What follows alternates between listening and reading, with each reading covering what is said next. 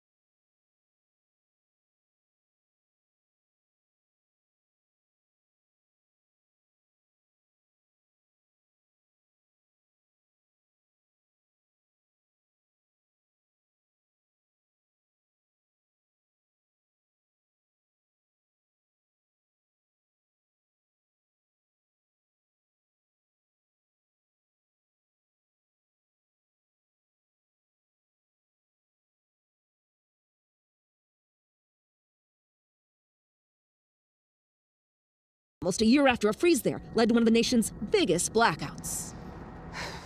And here in Chicago, amid sloppy roads tonight, a number of schools have already announced they will go remote or close altogether tomorrow. Nora? Janet, thank you very much for being out there in the cold. We appreciate it. Well, now to the forecast and where this nasty weather is headed next. Let's turn to CBS's Lonnie Quinn. Hey there, Lonnie.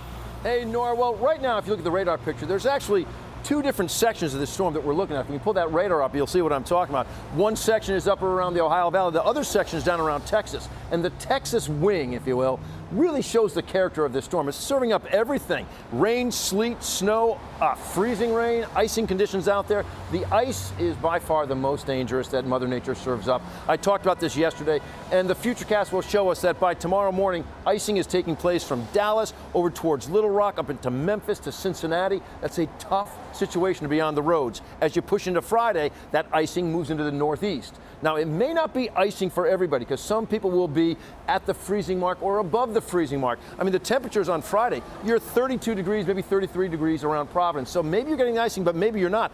But look at Fort Worth. It's 12 degrees. That's the cold air that will move in by Saturday. And everybody, if it's wet on your roadways Friday, it's going to be frozen by the time you get to Saturday. All right, Nora, that's the very latest. The big snow totals will be well north of that line that I just showed you. It's all yours. Lonnie Quinn, thanks. Well, tonight, the standoff with Russia has escalated, with the U.S. saying it will deploy thousands of troops to allies in Eastern Europe as a message to Putin. CBS's Charlie D'Agata reports tonight from inside Estonia, the former Soviet republic and now a member of NATO. It's important that we send a strong signal to Mr. Putin and, frankly, to the world that NATO matters to the United States. It matters to our allies. That signal, shipping out 2,000 troops from Fort Bragg, North Carolina, to Poland and Germany, and redeploying roughly 1,000 forces from Germany to Romania. The decision comes as new satellite imagery reveals a Russian troop buildup in areas bordering Ukraine, including Belarus, where joint military drills took place today with tanks and combat helicopters. Countering that threat in the Baltic nation of Estonia this week, America has been flexing its own military might, sending a squadron of F-15 fighters to strengthen NATO policing missions. These American fighter jets have been deployed with NATO partners on the alliance's eastern flank, right along the border with Russia. And the mission has never been more critical. What we're primarily looking for is any aircraft that are operating outside of normal international rules that might infringe on NATO airspace. Such as the Russian fighter jet we're told was intercepted in these skies just last weekend. With tensions rising in Ukraine, the aim is to reassure NATO partners while keeping Russia on watch. The Pentagon has made clear no U.S. combat troops would be sent to Ukraine itself. Today, Russia called the deployment of American forces destructive and unjustified. Nora? Charlie D'Agata, thank you. Turning now to COVID, the CDC said today that people who are not vaccinated are 97 times more likely to die from COVID than those who are vaccinated and boosted. COVID deaths remain at their highest level in nearly a year and have now surpassed the worst days of the autumn surge caused by the Delta variant. CBS's Nancy Chen has more. Today, the White House said it'll be ready to start distribution of Pfizer's vaccine for children ages 6 months to 4 years old as soon as the FDA authorizes it. We would have vaccines available for essentially all age groups in America. This would be a major milestone. It's welcome news for Nicole Hansen, a mother of 2 kids under 4. The vaccine would mean a return to daycare and normalcy. I feel like I'm not 100% a good mom or 100% a good employee because I'm having to constantly juggle. But only about 30% of parents say they would get their children under the age of 5 vaccinated immediately. And only 38% of 5 to 17-year-olds are fully vaccinated. Washington, D.C. elementary school principal Bricken Kiplinger has made it his mission to get shots in arms, often calling parents himself. 80% of his eligible students have now had at least 1 dose. Haven't always gotten the answer I was hoping for, but keep the faith and keep your eyes on the prize. And every shot into an arm is a big win. The vaccine also needs CDC sign-off before kids under 5 could get it, which could be as soon as early March. Nora? That's some good news. Nancy Chen, thank you. There was a big shakeup in the world of cable news today. CNN President Jeff Zucker abruptly resigned after acknowledging a consensual relationship with a coworker. Details of the relationship came to light during the investigation into now fired CNN anchor Chris Cuomo. CBS's Jerika Duncan has more. He was one of America's most powerful moguls who propelled the careers of media stars. Today, his exit came suddenly. In his resignation letter, Jeff Zucker admitted to a consensual relationship with another executive at CNN. "I was required to disclose it," Zucker wrote, "but I didn't. I was wrong." In a separate statement, CNN Chief Marketing Officer Allison Gullist admitted to the relationship. The two met more than 20 years ago when both were at NBC. Zucker's downfall comes just 2 months after CNN anchor Chris Cuomo was fired for not disclosing the extent of his involvement and advising his brother, then New York's governor, on how to handle sexual harassment allegations. During the Chris Cuomo investigation, Zucker was asked about his own relationship with Gullist. What stands out as problematic when you look at why he resigned? Leadership and culture starts from the top And if he's not following it, I don't know how they can expect any employee to follow it. Today, CNN host Allison Camerata defended Zucker. These are two consenting adults who are both executives. That they can't have a private relationship feels wrong. The network's Brian Stelter says it may all be a domino effect from Chris Cuomo's firing. There were reports that he wasn't going to get paid the millions of dollars that were going to be on the remainder of his contract. So as a source said to me earlier today, he was trying to burn the place down. A source close to Chris Cuomo tells CBS News he had no involvement in exposing Zucker's relationship. As for Gullis, last year she was rumored to have been next in line to take Zucker's position if he stepped down. As of right now, she is staying put at CNN. Nora. Tarika Duncan, thank you. Former Miami Dolphins head coach Brian Flores is speaking out after filing a proposed class action lawsuit against the NFL and 3 teams over alleged racist hiring practices. Flores appeared with his lawyers on CBS Mornings and said he filed the suit because it's time for the NFL to change. CBS's Manuel Bojorquez reports. Today on CBS Mornings, former Miami Dolphins coach Brian Flores described how he felt ahead of an interview for the head coaching job with the New York Giants. Humiliation, disbelief, anger. That's because, according to this proposed class action lawsuit, a texting mix-up by his former boss, New England Patriots coach Bill Belichick, seemed to confirm the job was already someone else's. It went to Brian Daboll. Flores alleges he was considered only to fulfill the NFL's so-called Rooney Rule, a rule requiring teams interview minority candidates. To go on what was going to be what felt like or what was a sham interview, I was hurt. And, but you went knowing that you probably weren't going to get it. I did. The Giants responded saying, in part, Brian Flores was in the conversation to be our head coach until the 11th hour. Ultimately, we hired the individual we felt was most qualified to be our next head coach. The NFL said in a statement that its clubs are deeply committed to ensuring equitable employment practices and called the accusations without merit. Flores' allegations against his former boss go a step further, alleging that Dolphins owner Stephen Ross offered him $100,000 for each game the team lost in order to secure a better draft pick, which he says he refused to do.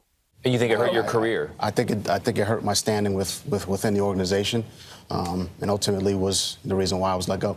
The Dolphins said, in part, we vehemently deny any allegations of racial discrimination, and the implication that we acted in a manner inconsistent with the integrity of the game is incorrect. Dolphins owner Stephen Ross has not yet commented on the accusations himself. As for the NFL, here's how the numbers stack up. About 70% of players are black, but of the 32 teams, only 3 head coaches are men of color, and only 1 of them is black. Nora? Manny Bojorquez, thanks. President Biden is meeting with New York City's new mayor tomorrow to discuss the wave of gun violence plaguing America's cities. Illegal guns are a big part of the problem, especially ghost guns that can be easily purchased with no background checks. CBS's Jeff Begays has an exclusive interview with the top federal official in charge of getting those guns off our streets. Dion, it's Houston Police. Let's do this. God. If you're looking for a reason why crime is spiking, keep your hands back and see him. What are you doing? The ATF says unregistered and untraceable homemade weapons are key. So-called ghost guns can be made on a 3D printer. This is a ghost gun. We're going to try it out. It's something that you can produce on a printer that costs less than $200. Earl Griffith, an ATF firearms officer, says a small conversion device like this one can turn a legal semi-automatic handgun into an illegal machine gun. How many rounds a minute was that? So that was about 30 rounds. 30 rounds? Yes. So you essentially emptied the clip? Emptied the magazine of 33 rounds, yeah. Conversion parts are so easy to make that we watched as this 3D printer assembled one in about 45 minutes. Marvin Richardson is the acting director of the ATF. How have ghost guns complicated the job of ATF agents? You can buy a box of firearms parts and you can assemble those firearms together. And I've seen videos on YouTube where you can see people doing it in record time, 20, 23 minutes. Last year, police in Chicago seized over 400 ghost guns. New York, over 200. Richardson says so-called trigger pullers, criminals, and gang members using guns are well known to law enforcement. So what we've learned is that those people that we go after have an average of 8 arrests prior to us having that contact with them. 8 arrests. And in many instances, 8 violent criminal arrests. And Jeff Pegues joins us now with more of his excellent reporting. So, Jeff, these ghost guns, obviously a big problem, but they're not the only reason for the spike in crime, right? Well, that's right. If you talk to law enforcement, they'll tell you it's the court system at times shutting down because of the pandemic. In some cases, it's a revolving door. They arrest the suspects, and the suspects get right back out on the streets. Jeff, thank you. All right, still ahead on tonight's CBS Evening News, Whoopi Goldberg suspended from The View over her comments about the Holocaust. And the NFL team here in Washington reveals its new name and logo.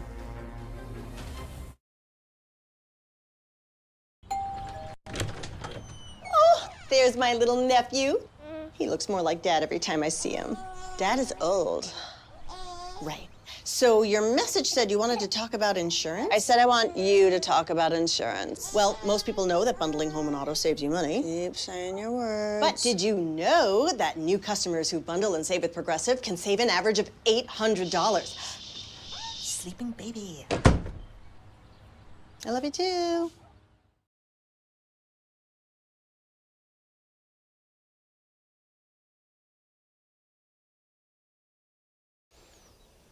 Today was the first day of Whoopi Goldberg's 2-week suspension from The View after she said on the air that the Holocaust was, quote, not about race. Well, ABC News President Kim Godwin called Goldberg's comments wrong and hurtful and asked Goldberg to take time to reflect. It is important to remember and never forget that Hitler and his Third Reich believed in their racial purity and considered the Jewish people to be an inferior race. And that is what led to the death of 6 million Jews. Tonight, 4 suspected drug dealers are under arrest for allegedly supplying the fentanyl-laced heroin that killed actor Michael K. Williams last September. Prosecutors say Williams died of an overdose just hours after buying the drugs on a New York City street, a deal that, was caught on surveillance video. The main suspect, who investigators say personally handed the deadly drugs to the actor, was captured in Puerto Rico. And there's big football news here in Washington. The longtime NFL franchise that changed its name to the Washington Football Team is now officially the Washington Commanders. They unveiled their new name, logo, and burgundy and gold colors today. The name Commanders was chosen after a 2-season search. Some of the other options were the Red Hogs, Admirals, and Presidents. All right. Coming up next, an inspiring story of one man's journey from poverty to Silicon Valley and his latest plans to change the world. If you can't watch the CBS Evening News, you can listen. Subscribe wherever you get your podcasts. Sponsored by Freshpet. A high-performance work environment is about attitude. It's about energy and collaboration. It's about breathing life into your workspace. Magnetic dry erase whiteboard wall panels from Magnatag. Whitewalls.com. Bring your office to life.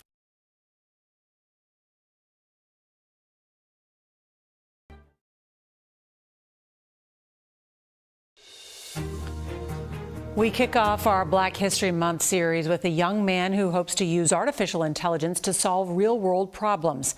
If you think that's impressive, wait until you hear the rest of his story. CBS's Carter Evans reports. Didn't know my father, still don't know his name, and then my mom was actually in prison while I was born. How Cody Coleman went from prison baby to running a Silicon Valley startup is hard to imagine, even for him. Still really hasn't hit me, it's crazy. Adopted by his grandparents in South Jersey, Coleman grew up in poverty, battling hunger. His mentally ill mother bounced in and out of his life, at one point hoarding dozens of animals. I'm actually allergic to cats and dogs. I'm just sick the entire time. And nobody really notices? Yeah, no one really noticed. Going to school was just kind of an escape for me. He discovered a love of computers. His math teacher encouraged him, even helped get his braces fixed. I felt like, for the first time that I wasn't alone. His older brother urged him not just to apply to college, but to the best schools. A switch flipped in my head, and I went from thinking, You know, like, why bother to why not? When he was accepted to MIT, a high school teacher set up a fund for food. He went on to get his PhD at Stanford. Like, there are ways that you At 30, investors are pouring millions into his company, Coactive, where he's developing artificial intelligence that will allow anyone to sort through millions of images in seconds.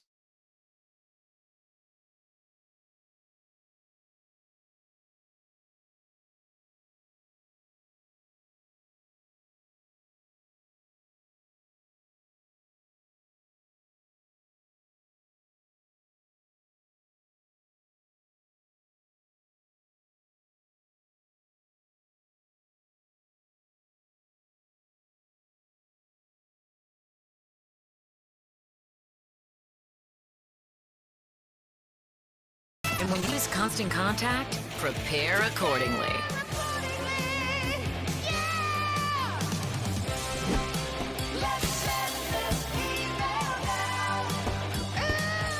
Let's send this. Let's sell this. Let's win this. With email marketing and more to drive your business forward. Try it free at ConstantContact.com.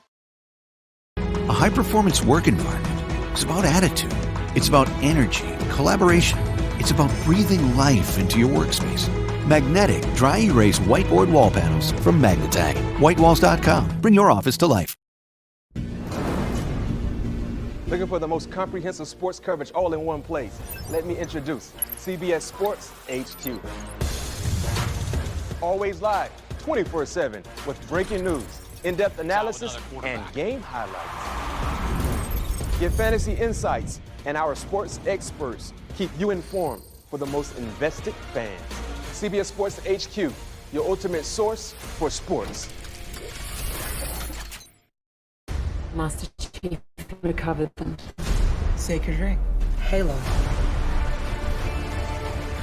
When I touched the object, it felt different.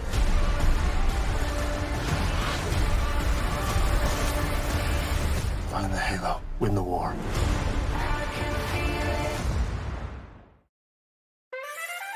Welcome to CBS Mornings. This morning we're going to begin with some good news. Just follow me, I'll lead the way. There's always something new under the sun. Oh, you just put me in a good mood. CBS Mornings, weekdays. We want to make a movie about family. You're still gonna try and make this thing?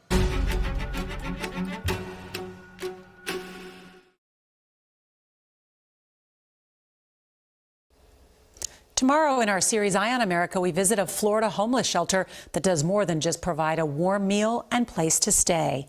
And if you can watch us live, set your DVR so you can watch us later. That's tonight's CBS Evening News. Good night.